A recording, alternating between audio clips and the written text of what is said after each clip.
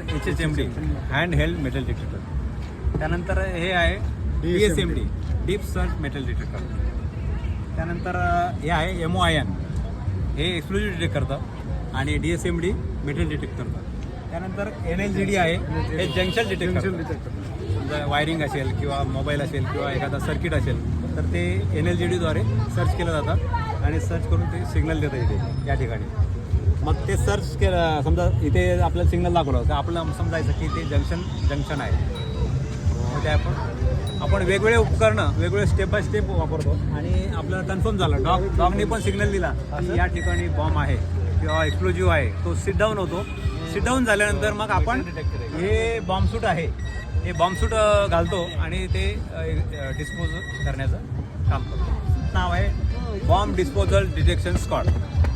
तुम्हाला पब्लिकला आमचं सांगणं आहे सर्वांना की कुठली संशयित वस्तू असेल बॅग असेल railway station bus stand mall स्कूलमध्ये मुलांना सांगणं आहे कुठल्या वस्तूला हात लावू नका.